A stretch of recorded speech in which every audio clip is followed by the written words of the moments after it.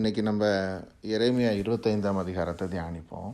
அதில் ஒரு 7-9 வசனங்களை தியானிச்சுட்டு கொலோசியர் அதிகாரத்தில் 3ஆம் அதிகாரத்தில் இருந்து கொஞ்சம் வசனங்கள், ஒரு 6 வசனங்களை நம்ம சேர்த்து தியானிப்போம். இதில் சரித்திரத்தில் நடந்த ஒரு காரியம் நம்ம முன்பே வாசித்திருக்கிறோம். தீர்க்கதரிசியாகிய எரேமியாவை கொண்டு கர்த்தர் யூதா ஜனங்களுக்கு தீர்க்க தரிசனமாக பேசுகிறாரு. யூதா ஜனங்கள் கர்த்தரை விட்டு வழி விலகி விக்கிரகங்களை பின்பற்றினதுனால கர்த்தர் தீர்க்கதரிசியாகிய எரேமியாவை கொண்டு தொடர்ந்து அவர்களுக்கு எச்சரிப்பை கொடுக்கிறாரு. இவ்வாறு செய்வது அவர்கள் மீது ஆக்கினை தீர்ப்பை கொண்டு வரும் என்பதாக அந்த மாதிரியான காரியங்கள் அவர் எச்சரித்தும் அவங்க தொடர்ந்து அந்த வழிகள் நடந்து கொண்டிருந்தாங்க. இப்போ இந்த முதல்ல கொஞ்சம் வாசகங்கள் அதைத்தான் நம்ம தியானிக்கிறோம். வாசிக்கலாம். எரேமியா 25ஆம் அதிகாரம் 1ஆம் வசனத்திலிருந்து, யோசியாவின் குமாரனாகிய யோயாக்கீம் என்கிற யூதாவுடைய ராஜாவின் 4ஆம் வருஷத்துக்கு சரியான பாபிலோன் ராஜாவாகிய நெபுகாத்நேச்சார் அரசாண்ட 1ஆம் வருஷத்திலே யூதாவின் ஜனம் அனைத்தையும் குறித்து எரேமியாவுக்கு உண்டான வார்த்தை. அதை தீர்க்கதரிசியாகிய எரேமியா யூதாவின் ஜனம் அனைத்துக்கும் எருசலேமின் குடிகள் எல்லோருக்கும் அறிவிக்கிறதற்காக அவர்களை நோக்கி, ஆமோனின் குமாரனாகிய யோசியாவின் 13ஆம் வருஷம் துவக்கி இந்நாள் மட்டும் சென்ற இந்த 23 வருஷமாக கர்த்தருடைய வார்த்தை எனக்கு உண்டாயிற்று. அதை நான் உங்களுக்கு ஏற்கனவே சொல்லி கொண்டு வந்தும் நீங்கள் கேளாமல் போனீர்கள். கர்த்தர் உங்களிடத்திற்கு தீர்க்கதரிசிகளாகிய தம்முடைய சகல ஊழியக்காரரையும் ஏற்கனவே அனுப்பி கொண்டே இருந்தும் நீங்கள் கேளாமலும் கேட்கும்படி உங்கள் செவிகளை சாயாமலும் போனீர்கள்.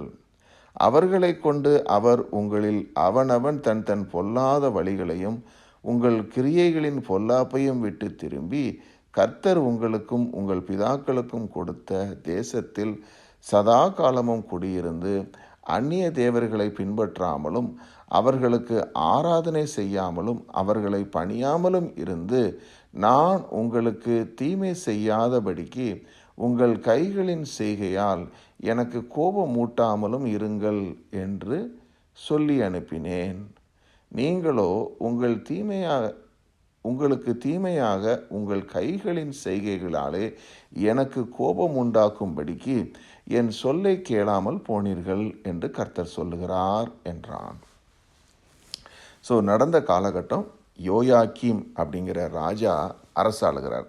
ஜோயாக்கீம் அப்படின்னு இங்கிலீஷில் போட்டிருக்கு. இந்த ராஜா தெற்கு பகுதியாகிய யூதாவை ஆளுகை செய்கிறார். இவர் ஆளுகை செய்த அந்த 4ஆம் வருஷத்துக்கு சரியாக என்று சொன்னால் 4வது வருஷம் இவரோட ஆட்சி நடந்துக்கிட்டு இருக்கும்போது கரெக்டாக பாபிலோனில் நெபுகாத்நேச்சார் என்கிற ராஜா ஒருத்தர் வர்றார். பார்த்திங்கன்னா அந்த காலங்களும் சமயங்களும் கர்த்தருடைய கரத்தில் இருக்குதுங்கிறதுக்கு இது ஒரு அடையாளம். இப்போது அநீதியாக நடந்த யூதா புத்திரரை கர்த்தர் சிட்சிக்கிற நேரம் இது. அந்த நேரம் கரெக்டாக பாபிலோனில் ஒரு ஆட்சி மாற்றம் ஒன்று நடக்குது. இந்த நெபுகாத்நேச்சார் அப்படிங்கிறவர் வர்றார்.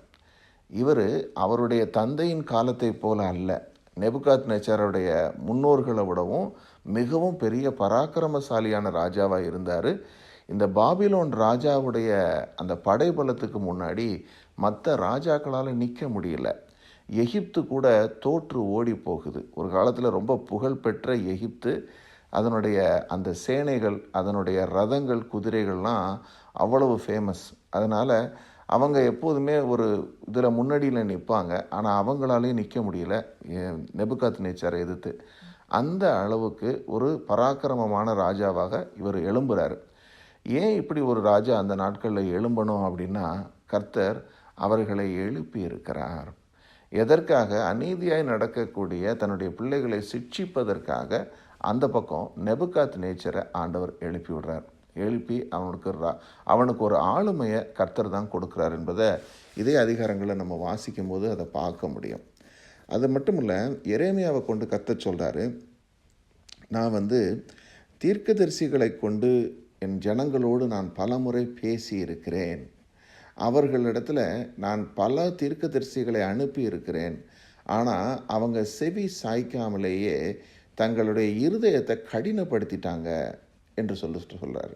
கேட்கிறதற்கு செவி இல்லாதவர்களாக இருந்தாங்கன்னு சொன்ன என்ன அர்த்தம்? அவங்களால அந்த வேத வசனத்தை, தன்னை கண்டித்த தேவனுடைய வார்த்தைகளை சொன்ன தீர்க்கதரிசிகளுடைய அந்த காரியங்களை கேட்கறதற்கு அவங்களுக்கு பொறுமை இல்லை, விருப்பம் இல்லை. ஆகையினால அவங்க அதை உதாசீனம் பண்ணிக்கொண்டே போகிறாங்க.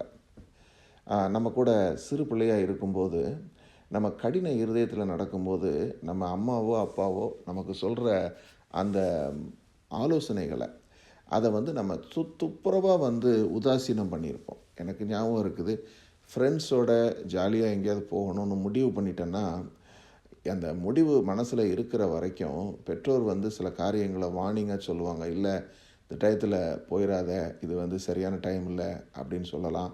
அல்லது வேறு ஒரு வழியில் உனக்கு நான் அனுப்பி வைக்கிறேன், இந்த மாதிரி போகாதன்னு சொல்லுவாங்க. பட் நம்ம மனசில் இதை செய்யணுன்ற ஒரு ஆசை, ஒரு இச்சை வந்துருச்சு அப்படின்னா நம்ம சுத்தமாக சொல்கிறவங்களுடைய பேச்சை கேட்க மாட்டோம். அந்த மாதிரி தான் யூதா ஜனங்களுக்கு என்ன ஆகிடுது, அவங்க தன்னுடைய பொருளாசை மற்றும் பலவிதமான இச்சைகளில் அவங்க ஆளுகை செய்யப்பட்ட பொழுது, கர்த்தர் அனுப்பின தீர்க்கதரிசிகளுடைய அந்த எச்சரிப்பின் சத்தத்தை துப்புரவாக அவங்க உதாசீனம் பண்ணிட்டாங்க.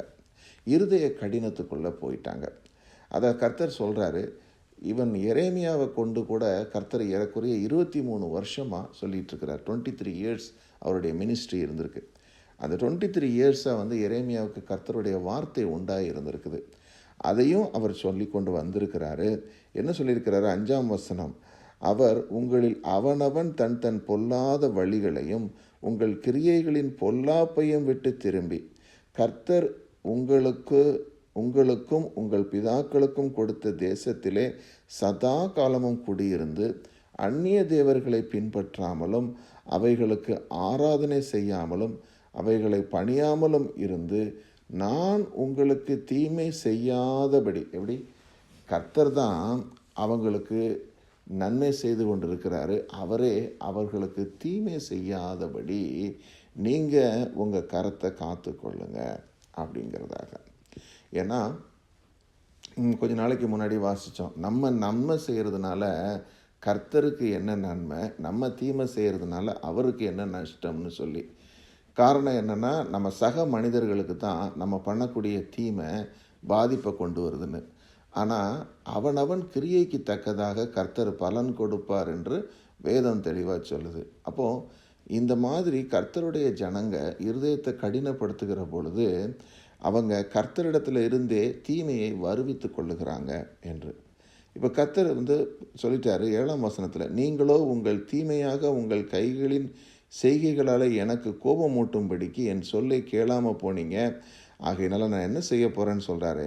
9ஆம் வசனத்தில், இதோ நான் வடக்கே இருக்கிற சகல வம்சங்களையும் என் ஊழியக்காரனாகிய நெபுகாத் நேச்சார் என்கிற பாபிலோன் ராஜாவையும் அழைத்தனுப்பி அவர்களை இந்த தேசத்துக்கு விரோதமாகவும் இதன் குடிகளுக்கு விரோதமாகவும் சுற்றி இருக்கிற எல்லா ஜாதிகளுக்கும் விரோதமாகவும் வரப்பண்ணி அவைகளை சங்காரத்துக்கு ஒப்பு கொடுத்து அவைகளை பாழாக்கவும் ஏழ்ச்சிக்குரிய ஈசல்களோடு போடுதலாகவும் நித்திய வனாந்தரங்களாகவும் செய்வேன் என்று சேனைகளின் கர்த்தர் சொல்லுகிறார். ஸோ வடக்கில் இருந்து வரப்போகுது அழிவு, வரப்போகிறது என்னுடைய ஊழியக்காரனாகிய நெபுகாத்நேச்சாருங்கிறார். கர்த்தர் ஒரு புறஜாதி ராஜாவை தன்னுடைய ஊழியக்காரன் என்று சொல்கிறார்னா என்ன அர்த்தம்? நெபுகாத்நேச்சாருக்கு தெரியாது ஜீவனுள்ள தேவன் யார் என்று, ஆனால் அவனும் ஏவப்படுகிறான். நம்ம ஏவுதலை குறித்து நம்ம தொடர்ந்து பார்த்துட்டு வரோம். நம்ம ஆண்டவராகிய இயேசு கிறிஸ்து கழுதை குட்டியாகிய மரியா அவிழ்த்து கொண்டு வரும் பொழுது அதனுடைய உரிமையாளர்களுக்கு ஏவுதல் தரப்பட்டது என்று பார்த்தோம். அதே மாதிரி ஒவ்வொரு சந்தர்ப்பத்திலையும் கர்த்தர் ஏவுதல்களை கொடுப்பார் என்று சொல்லி இங்கே நெபுகாத்நேச்சாருக்கு அந்த ஏவுதல் புறப்பட்டு போ என்று சொல்லி, அதே மாதிரி அவன் வர்றான். அவனை ஆண்டவர் தன்னுடைய ஊழியக்காரன் அழைக்கிறாரு. அவன் கையில் நான் அவங்கள ஒப்பு கொடுப்பேன். அப்போ அவன் என்ன செய்வான்? இந்த ஜனங்களுக்கு விரோதமாக யுத்தம் பண்ணுவான், சங்காரம் பண்ணுவான், அநேகரை சிறையாக்கி கொண்டு போவான். 70 ஆண்டு காலம் சிறையிருப்புக்குள்ள யூதா சென்று விடுகிறது. அதற்கு பிறகு நம்ம புரிந்து கொள்கிறோம், அந்த சிறையிருப்புக்கு பிறகு மீண்டும் இந்த மாதிரி விக்கிரக ஆராதனைக்குள்ள யூதா போகவில்லை என்று சொல்லி அந்த மாதிரி ஒரு சிட்சிப்பு அவங்களுக்கு கிடைக்கிது இந்த 70 வருடங்களும். ஏன்னா தங்களுடைய ஐடென்டிட்டியை இழந்துடுறாங்க. இஸ்ரவேல், யூதா என்கிற அந்த ஒரு ஐடென்டிட்டியை அவங்க இழந்து போகிறாங்க. அது மட்டும் இல்லை, அவங்க போகிற இடத்துல அந்த பாபிலோனியர்களோடு இருக்கக்கூடிய ஒரு காலகட்டம், தங்களுடைய ஆலயம் இடிக்கப்பட்டு போய் விடுகிறது. அவங்களுக்கு அந்த அந்நிய மண்ணில் எந்த உரிமையும் இருந்திருக்காது. இதன் நிமித்தம் அவங்க மிகுந்த பிரச்சனைகளுக்குள்ளே போகும்போது they have learned their lesson. இனிமேல் இப்படி செய்யக்கூடாது என்று சொல்லி அந்த சிட்சிப்பினாலே அவர்கள் மனம் திரும்புகிறாங்க. இப்போ இதைத்தான் நம்ம கொலோசியரில் வாசிக்கிறோம். இந்த மாதிரியான ஒரு காரியம் நமக்கு வராமல் இருக்கணும்னா நம்மளை எப்படி காத்துக்கொள்கிறது? ஏன்னா அவங்களும் மாம்சத்தோடு ரத்தத்தோடு இருந்த மக்கள். அவங்க தவறு செய்துட்டாங்க. அவங்க என்ன யூதா ஜனங்க எப்படி பண்ணிட்டாங்கன்னு நம்ம அவங்கள லுக் டவுன் பண்ணக்கூடாது. ஏன்னா நம்மளும் இந்த மாதிரி காரியங்களில் செய்து விடுவோம். அப்படி செய்யாமல் இருக்கணும்னா நம்ம என்ன செய்யணும் என்று சொல்லி பார்த்தீங்கன்னா, பக்கம் 277 புதிய ஏற்பாட்டில் கொலோசியர் 3ஆம் அதிகாரத்தில் ஒரு 7 வசனங்கள் நம்ம வாசிப்போம். முதல் வசனம் பாருங்கள். நீங்கள் கிறிஸ்துவுடனே கூட எழுந்ததுண்டானால் கிறிஸ்து தேவனுடைய வலது பாரிசத்தில் வீற்றிருக்கும் இடத்திலுள்ள மேலானவைகளை தேடுங்கள். பூமியில் உள்ளவைகளை அல்ல, மேலானவைகளையே தேடுங்கள். ஏனென்றால் நீங்கள் மரித்தீர்கள், உங்கள் ஜீவன் கிறிஸ்துவுடனே தேவனுக்குள் மறைந்திருக்கிறது. நம்முடைய ஜீவனாகிய கிறிஸ்து வெளிப்படும் பொழுது நீங்களும் அவரோடு கூட மகிமையில் வெளிப்படுவீர்கள். ஆகையால் விபச்சாரம், அசுத்தம், மோகம், துர் இச்சை, விக்கிரக ஆராதனையான பொருளாசை ஆகிய இவைகளை பூமியில் உண்டு பண்ணுகிற உங்கள் அவயவங்களை அழித்து போடுங்கள். இவைகளின் பொருட்டே கீழ்ப்படியாமையின் பிள்ளைகள் மேல் தேவ கோபாக்கினை வரும். நீங்களும் முற்காலத்தில் அவர்களுக்குள்ளே சஞ்சரித்த போது இவைகளை செய்து கொண்டு வந்தீர்கள். இப்போதோ கோபமும் மூர்க்கமும் பொறாமையும் உங்கள் வாயில் பிறக்கலாகாத தூஷணமும் வம்பு வார்த்தைகளும் ஆகிய இவைகளை விட்டுவிடுங்கள். ஒருவருக்கொருவர் பொய் சொல்லாமலும் இருங்கள். பழைய மனுஷனையும் அவன் செய்கைகளையும் களைந்து போட்டு தன்னை சிருஷ்டித்தவருடைய சாயலுக்கொப்பாய் பூரண அறிவடையும்படி புதிதாக்கப்பட்ட புதிய மனுஷனை தரித்து கொண்டீர்களே. இந்த வார்த்தையில் கொலோசே சபைக்கு அறிவுரை சொல்லுகிறாரு பவுல். அப்படி சொல்லும்போது நீங்கள் எதை நாடுங்கன்னா, தேவன் ஆண்டவராகிய இயேசு கிறிஸ்துவினுடைய வலது பாரிசத்தில், அதாவது கிறிஸ்துவான நம்முடைய தேவனுடைய வலது பாரிசத்தில் விட்டிருக்கிறாரு. அந்த இடத்துல இருக்கிற மேலானவைகளை தேடுங்க. அதாவது பூமிக்குரிய காரியங்களை அல்ல, பரலோக ராஜ்யத்துக்குரிய அன்பு, சமாதானம், விசுவாசம், நம்பிக்கை என்கிற இந்த காரியங்கள், அது மட்டுமல்ல ஆவியின் மற்ற கனிகளாகிய இச்சை அடக்கம் என்கிற ஒரு கனி, நற்குணம் என்கிற இந்த ஒரு கனி, இவைகளை நம்ம எப்போதும் நாடுகிறவர்களாகவும் தேடுகிறவர்களாகவும் தேவனுடைய ராஜ்யத்தில் நான் அடுத்து என்ன செய்ய முடியும் என்பதையே நம்ம நோக்கிறவங்களாக இருக்கணும்.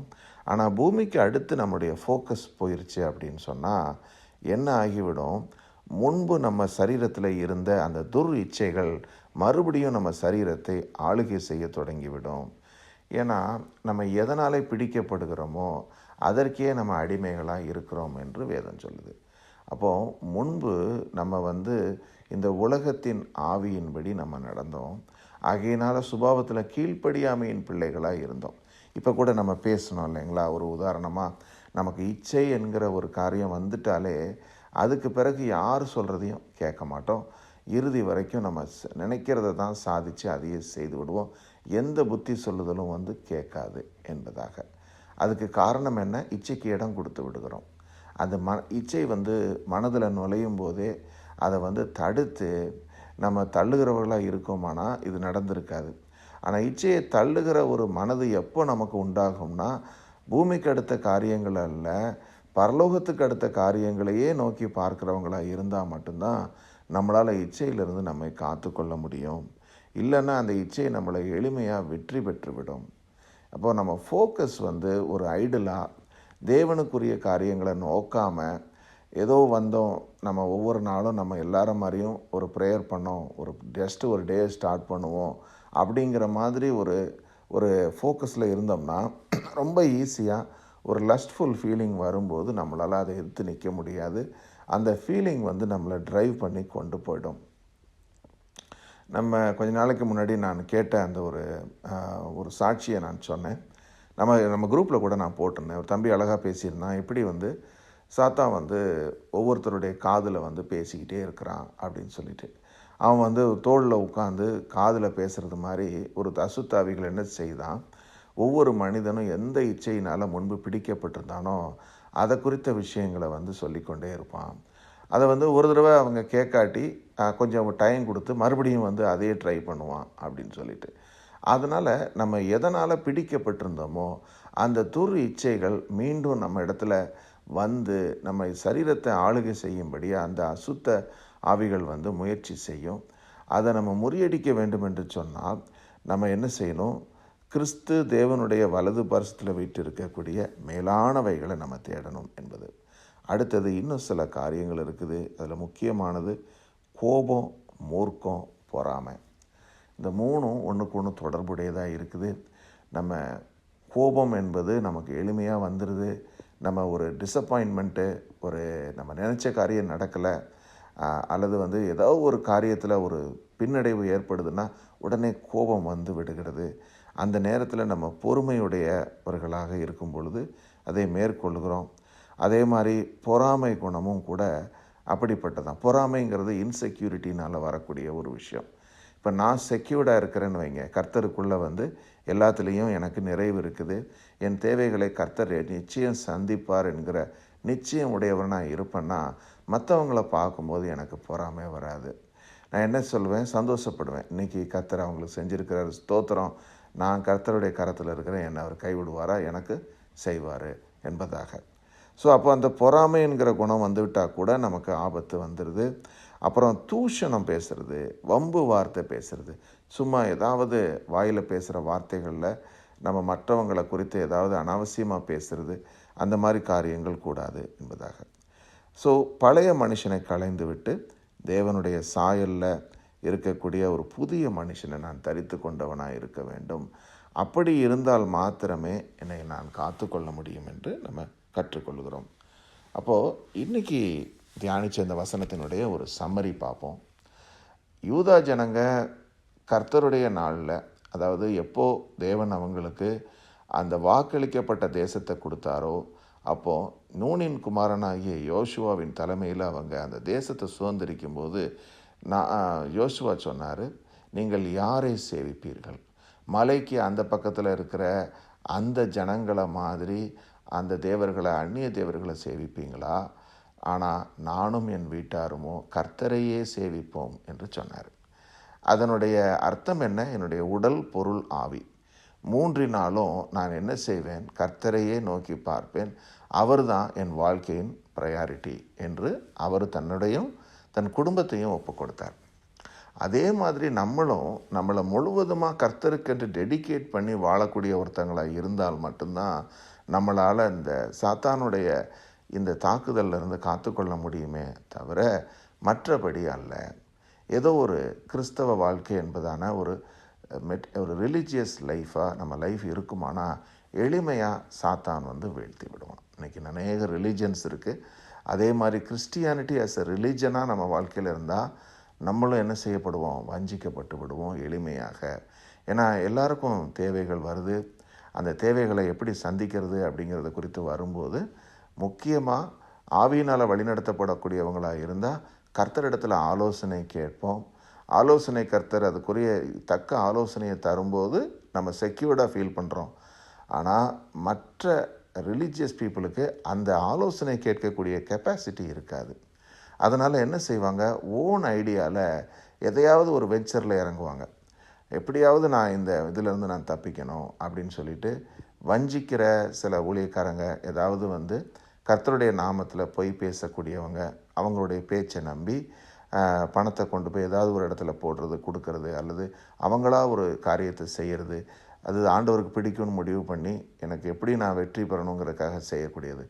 ஆனால் தேவ பிள்ளைகள் எல்லாருக்குமே கர்த்தர் எப்போதுமே வசனத்தை கொண்டு தான் வழி நடத்தி கொண்டிருக்கிறார். ஆக நம்ம வார்த்தையினாலே ஒவ்வொரு நாளும் நம்மை கூர்மையாக்கி கொள்ளணும். நம்முடைய ஹார்ட், நம்முடைய சென்சிட்டிவிட்டி ஆஃப் த ஹார்ட்டை நம்ம டெய்லி இன்க்ரீஸ் பண்ணிகிட்டே வரணும் வேத வசனத்தினால. அப்படி பண்ணும்போது நமக்குள்ள ஒரு உணர்வுள்ள இருதயம் இருக்கும். அப்போது எந்த காரியத்துக்கும் நம்ம தேவனிடத்தில் ஆலோசனை கேட்டு செய்வோமே தவிர சொந்த ஐடியாவில் நம்ம செய்ய மாட்டோம். அப்போ நம்மை காத்துக்கொள்ள முடியும் என்பது தான். ஆமென்.